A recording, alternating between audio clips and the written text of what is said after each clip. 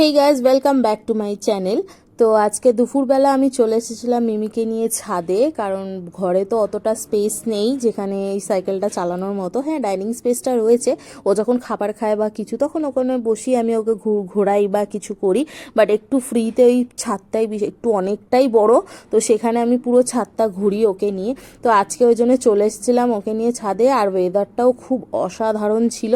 আমার মেয়েকে দেখো, ও খুব মজায় আছে একদম, মানে ভয় ডর তো কিছুই নেই যে মানুষ একটা জিনিস চলছে ভয় পাবে তা না।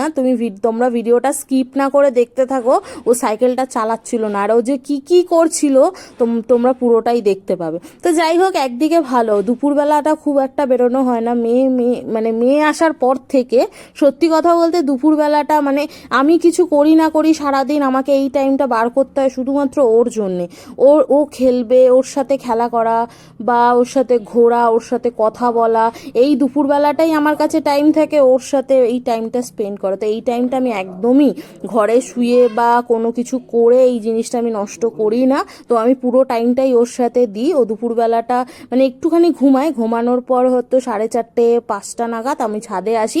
মিনিমাম 6:30 অবধি, এখন তো দিন বড়, তো 6:30 7টা অবধি আলো থাকে। তারপর ও কথা মানে আমি ওর সাথে খেলতে খেলতে তারপর দেখছি ওর পাপা চলে এসেছে। ওর পাপাকে দেখে এবার গাড়ি মানে চালানোর এক্সাইটমেন্ট ওর আরও বেড়ে গেছে। ঠিক আছে, এরপর মানে আমাকে ও টাটা করছে, মানে ওর হ্যাভি রিল্যাক্স যেটাকে বলে। দেখো আমি ওকে ভিডিও করছি, মানে কোনো নেই, ও আরামসে বিন্দাস বসে আছে।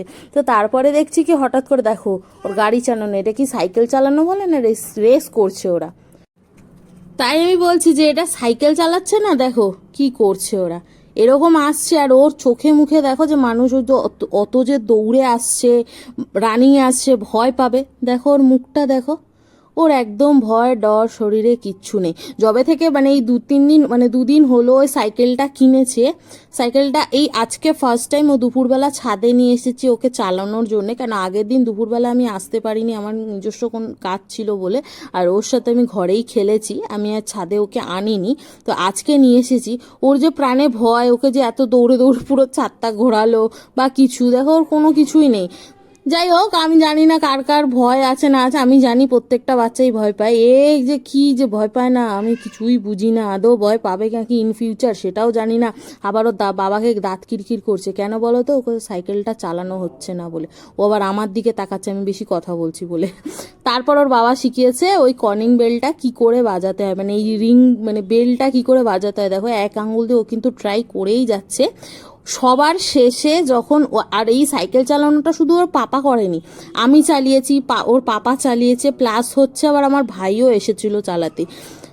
তো ওর পেছনে মানে সাইকেলটা কিনে ও যতটা না খুশি হয়েছে, ততটা খুশি মনে হয় আমার বাড়ির লোকেরা চালিয়ে খুশি হচ্ছে। দেখো, তো ফাইনালি আমার মেয়ে কিন্তু একদিনে সাইকেলটা চালিয়ে বেল বাজানো শিখে গেছে। তো তারপর আর ওকে কে দেখে, দেখো কিন্তু টুক করে ওই একটা আঙ্গুল দিয়ে কিন্তু ও বেলটা বাজাচ্ছে, আর আমাদের দিকে ফ্যালফ্যাল করে তাকিয়ে তাকিয়ে মিচকে মিচকে হাসছে। কিরকম বদমাইশ হয়েছে দেখো, পিট্টি বুড়ি আমার একটা। তো ভিডিওগুলো কেমন লাগছে আমাকে অবশ্যই জানিও। আর প্লিজ যারা সাবস্ক্রাইব করোনি অ্যান্ড ফলো করোনি তারা প্লিজ একটু আমাকে হেল্প করো, আমার পাশে থেকো। আর যারা আমার পাশে অলরেডি রয়েছে তাদেরকে অসংখ্য অসংখ্য ধন্যবাদ। মানে ধন্যবাদ দিয়ে ছোট করব না, সত্যি কথা, আমাকে সাপোর্ট না করলে আমি হয়তো এই জায়গাটা দাঁড়াতে পারতাম না। থ্যাংক ইউ সো মাচ আমাকে সাপোর্ট করার জন্য। দেখা হচ্ছে তোমাদের সাথে আমার নেক্সট ভিডিওতে। টাটা।